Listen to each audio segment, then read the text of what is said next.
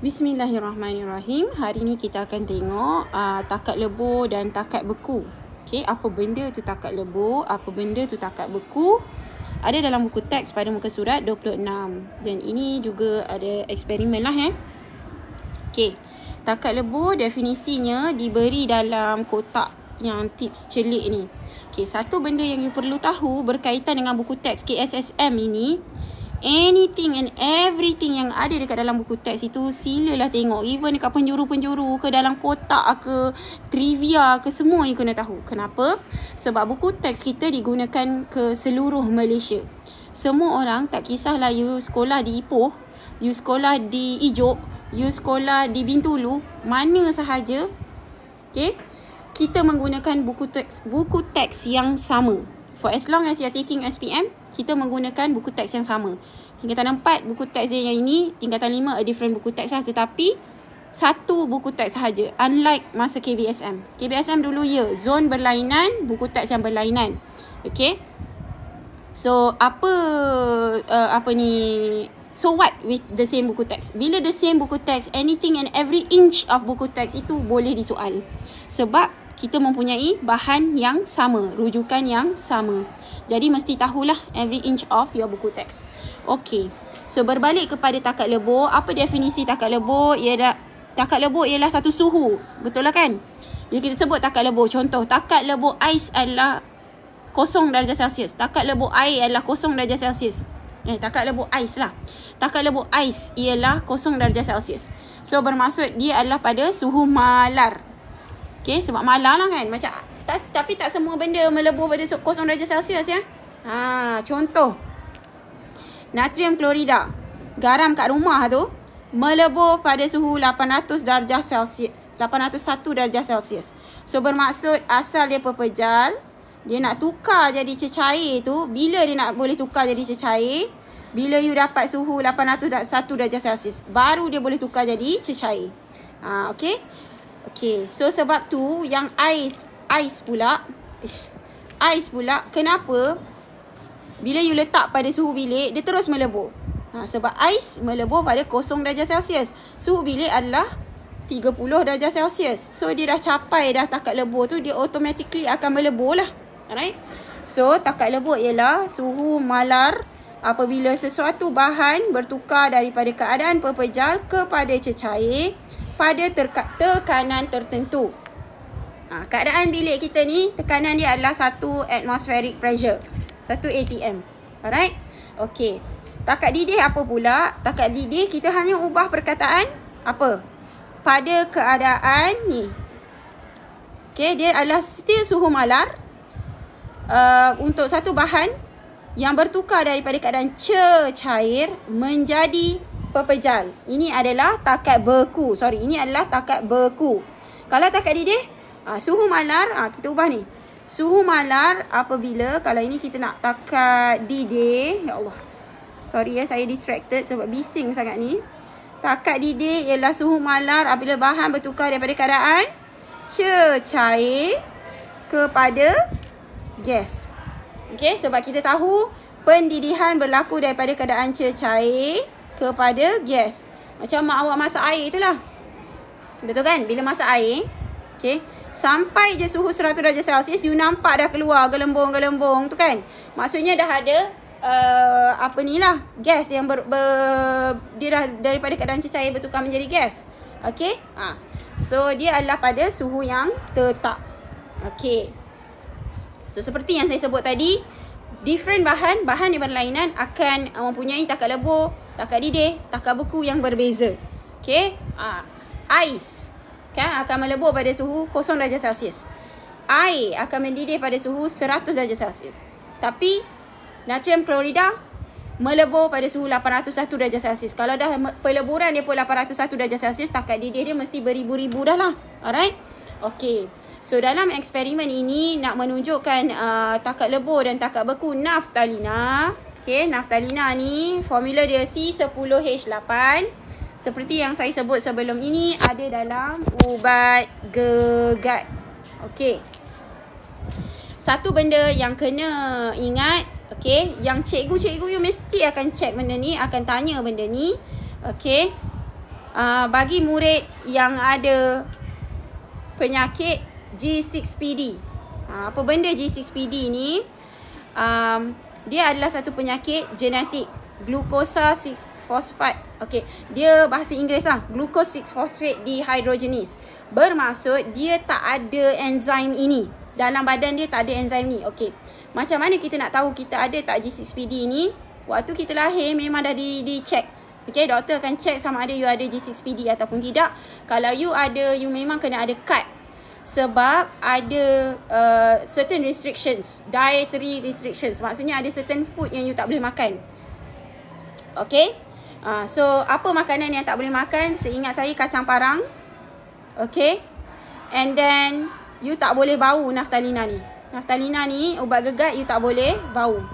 Okay. Apa berlaku jika you termakan kacang parang atau you terhidu naftalina ni? Okay. Pesakit ni dia akan mengalami hemolisis. Hemolisis. Bila kita nampak lisis, ini bio, maksudnya pecah. Okay. Pecah means, hemo is darah, sel darah merah. So, sel darah merah dia akan pecah. So, bila sel darah merah akan pecah, dia boleh jadi sesak nafas tu lah. Okay. So, bahayalah. So, siapa yang ada G6PD, mesti beritahu cikgu you, supaya you tidak berada di kawasan makmal semasa eksperimen ini dibuat. Jadi adakah possibility untuk soalan ini keluar amali? Saya rasa tak lah. Satu, sebab eksperimen ni agak panjang, lama, makan masa. Nombor dua, sebab isu G6PD ni. Tapi adakah bermaksud kita tak perlu buat? Hanya ada seorang contoh. Daripada 15 orang, seorang je yang tak ada yang ada G6PD. Takkan kita tak buat eksperimen ni kan? Sebab banyak benda you boleh belajar daripada melakukan eksperimen ini. Okay? So, untuk eksperimen ini saya akan recommend satu video eksperimen iaitu daripada Tuan Juhaida. Okay. Boleh buka YouTube. Hanya type pemanasan naftalina sahaja. Cikgu Tuan Juhaida punya video akan jadi yang pertama ni. Eksperimen bab 2. Yang ini saya tak tahulah nampak ke tak. Yang ni.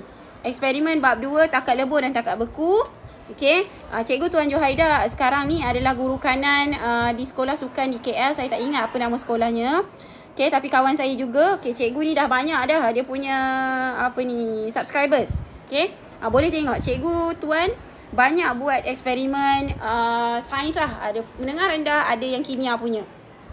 Okey, sepanjang video ini kalau awak tonton, mungkin dalam video saya ni pun saya akan balik pada dia lah.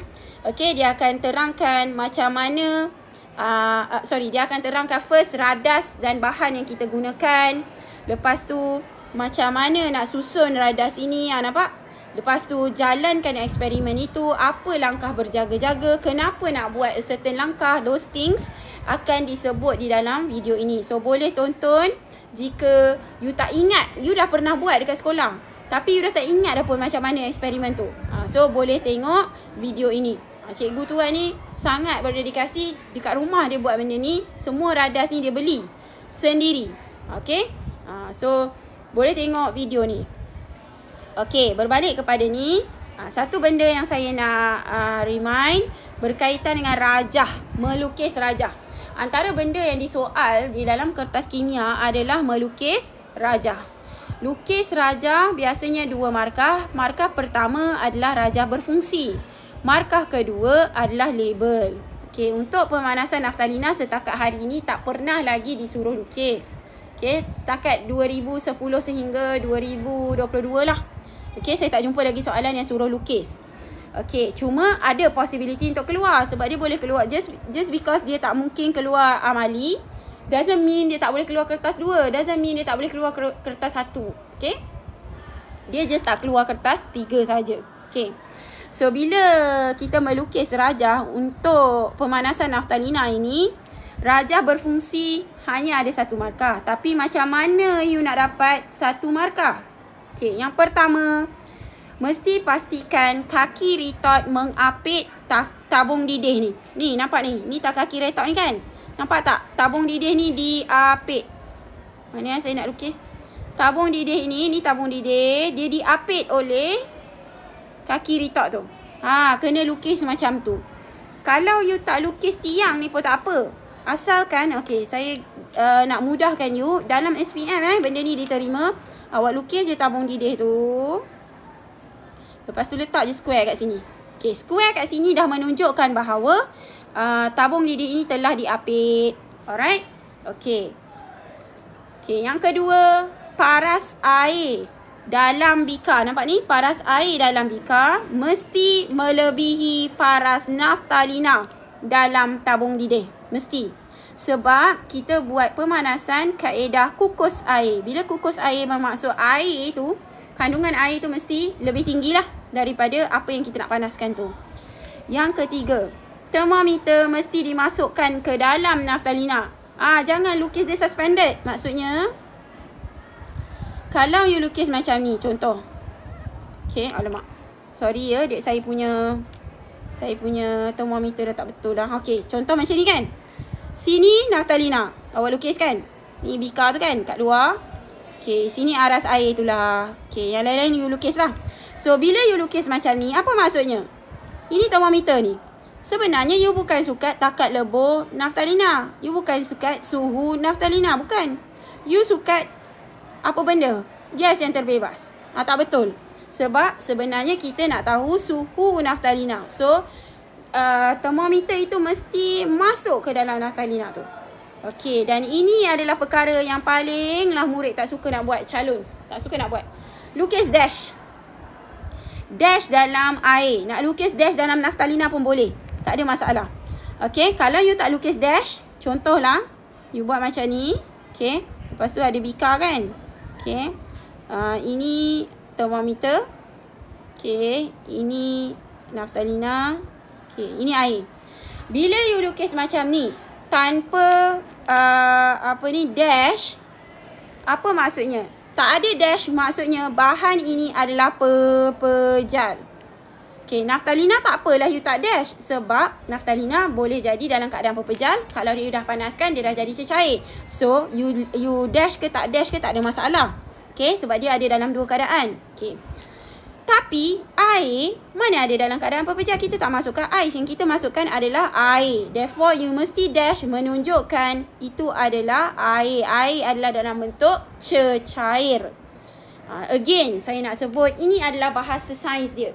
You lukis rajah is also a bahasa sains yang mana dengan hanya melukis rajah without you explaining, mana-mana saintis pun boleh faham apa yang you nak suruh dia buat. Sebab itu penting bila you buat laporan eksperimen, mesti lukis dengan betul. Okey. Yang seterusnya, kalau perasan kat bawah ni, kita tak perlu lagi lukis penunu Bunsen. Hanya perlu lukis satu arrow sahaja. Okey, saya lukis satu arrow je ya. Sebenarnya tak perlu dua pun. Hanya perlu lukis satu arrow sahaja. Dan tulislah perkataan panaskan. Ini sebab saya ambil daripada mana, entah dah ada dua arrow. Okay, so kalau satu arrow, saya padam ini Saya padam yang ini dan saya akan lukis arrow tu di tengah-tengah. Alright. Lukis arrow di tengah-tengah. Dah, panaskan. Macam tu je. Tak perlu lukis penunu Bunsen. Betapa bagusnya kimia ni kan. Nak lukis, tak payah lukis penunu Bunsen. Lukis arrow je, menunjukkan itu dipanaskan. Tapi syaratnya you mesti tulis perkataan panaskan jugalah. Alright. Okay. So, yang lain adalah you perlu labelkan. Labelkan benda yang penting lah. Nak senang, biasanya kita kena label bahan. Okay. Tapi kalau you risau, you labelkan benda yang penting. Apa yang penting? Termometer mesti ada. Tabung didih mesti ada. Air, naftalina dan panaskan tu mesti dilabel. Sebab air dan naftalina adalah bahan. Bahan mesti dilabel. Panaskan ni, bila you letak arrow sahaja, tak ada perkataan panaskan, orang tak tahu apa benda tu kan. So, you kena tulis perkataan panaskan. Heat lah kalau in English. Okay, ini sebenarnya nota yang saya minta anak murid saya buat. Sebab tu ada tulis perkataan lukis, jangan print atau photostat ni Okay. So, kita akan tengok macam mana eksperimen ini dijalankan. Okay. So, kita tengok pada prosedur eksperimen itu ada di dalam muka surat 26 dan 27 buku teks ini. Okay. So, selepas pemanasan, kita akan buat penyejukan naftalina. Okay, macam mana rajah ini dilukis? Macam ni lah. Okay. So penyejukan lebih mudah dari sudut macam mana nak lukis dia. It's just tabung didih itu yang telah diapit dengan kaki retort dimasukkan ke dalam kelalang kun. Rajah berfungsi dia, mesti termometer tu again direndam dalam cecair naftalina dan dash dalam cecair naftalina. Pada ketika ini, naftalina dah jadi cecair lah. Selepas pemanasan tu dia nak sejukkan pula. Okay, so dekat sini kita boleh tengok eksperimen ini. Okay, kalau perasan dekat sini apa kita buat? First kita akan masukkan naftalina ke dalam tabung didih. Lepas tu letakkan termometer. Okay. Lepas tu isi air dalam bikar sehingga separuh penuh. Jangan isi too much. Tetapi ingat syarat dia, aras air mesti melebihi aras naftalina. Okay. Lepas tu masukkan tabung didih ke dalam bikar. Lepas tu apitkan tabung didih. Okey, ni dia ada sebut kat sini, pastikan paras naftalina dalam tabung didih berada di bawah paras air dalam bikar ataupun paras air dalam bikar melebihi paras naftalina dalam tabung didih. Okey. So dapatlah rajah macam ni. Nampak ni, ini dia lukis penunu Bunsen. Tapi untuk tujuan exam atau untuk tujuan laporan eksperimen tak perlu pun lukis tabung didih. Tak perlu pun lukis penunu Bunsen. You hanya perlu lukis arrow sahaja untuk menunjukkan ia dipanaskan. Okey, so kita akan panaskan air dan kacau naftalina sepanjang eksperimen ini. Kacau guna apa? Dalam eksperimen ini kita kena kacau guna termometer. Kita tak boleh guna rod kaca. Okey, kena guna termometer. Cuma kena berhati-hati bila you kacau, jangan terlalu kuat. Sebab bila you kacau terlalu kuat, termometer boleh pecah. Dah jadi isu. Nanti takut jadi keracunan merkuri pula dah. Alright. Okay. So kita akan panaskan sehingga suhu termometer ini mencapai 60 darjah Celsius. Apa you buat? You kena mulakan jam randik. Tekan jam randik. Okey, lepas you dah tekan jam randik, yang ini yang saya selalu pesan pada anak murid saya, jangan tekan dah jam randik tu. Sampai bila-bila, jangan tekan dah. Sampai habis eksperimen ni, sampai selesai penyejukan baru you tekan semula. Okey.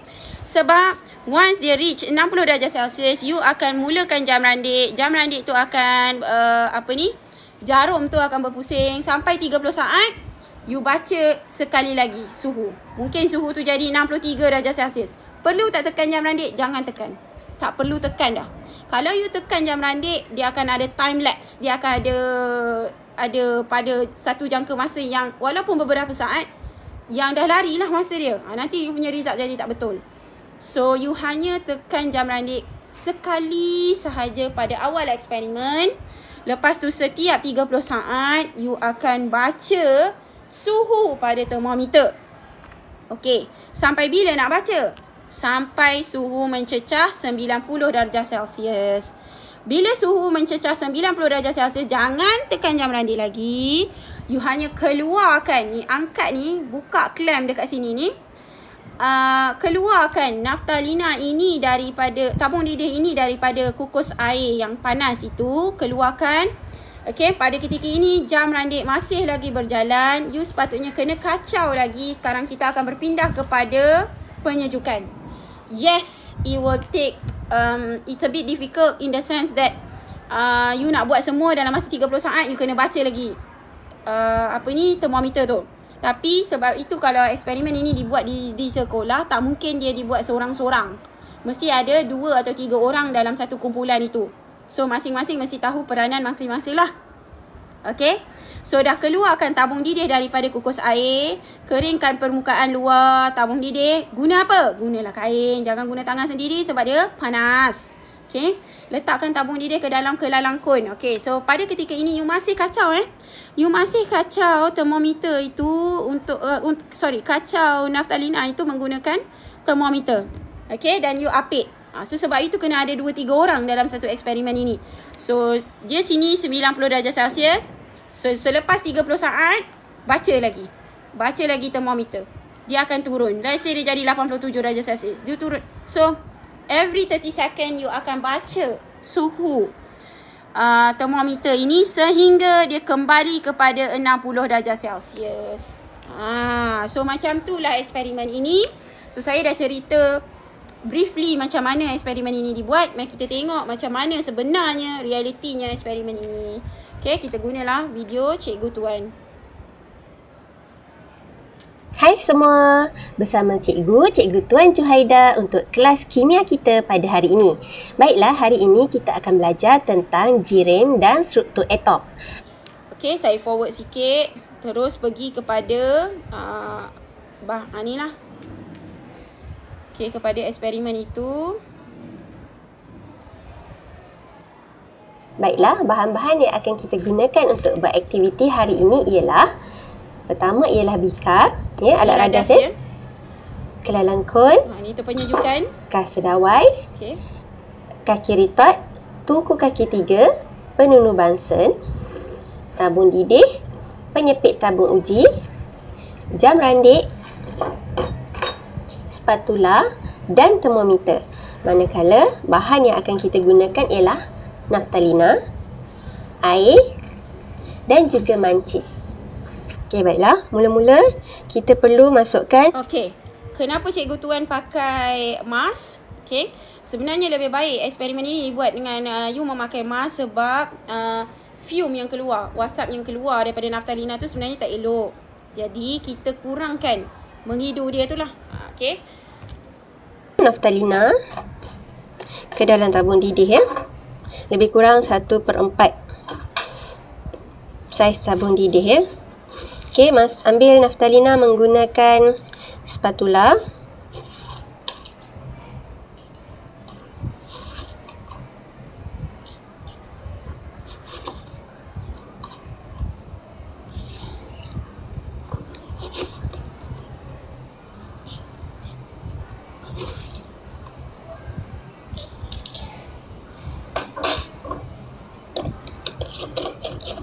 Okey, masukkan tabung didih ke dalam bikar yang mengandungi air. Nampak? Make sure, pastikan aras naftalina tu tenggelam di bawah paras air, tapi tidak menyentuh dasar bikar. Okey, sekarang kita nyalakan api bansen benar, penunu bansen.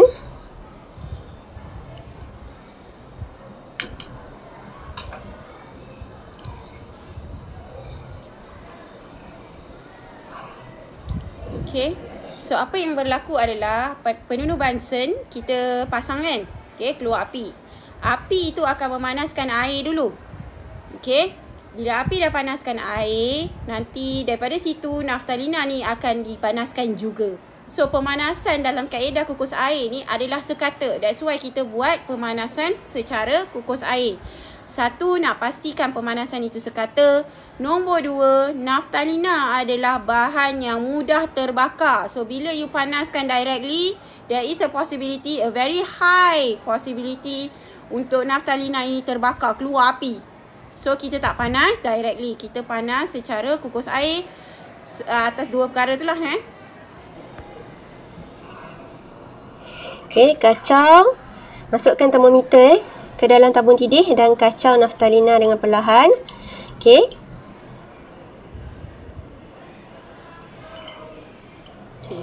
Eksperimen ni agak lama kalau you buat dekat anda sekolah. Perlu mula catatkan bila suhu naftalina tu dah mencapai 60 darjah Celsius, baru anda mula ambil masa dia. Setiap 30 saat kena rekodkan suhu. Okey, menggunakan nampak tak? Pada ketika ini masa diambil menggunakan, pada ketika ini Cikgu Tuan tak start lagi jam randik sebab suhu naftalina ni belum lagi capai 60 darjah Celsius. Dia dah capai 60 darjah Celsius baru tekan jam randik. Jam randik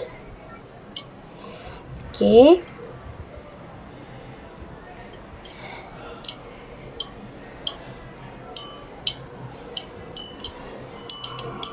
Okey, make sure pakai mask sebab satu, bau naftalina ni pun agak kuat Bau dia busuk macam ubat gegat sebab naftalina ni adalah bahan utama yang digunakan untuk buat ubat gegat tu.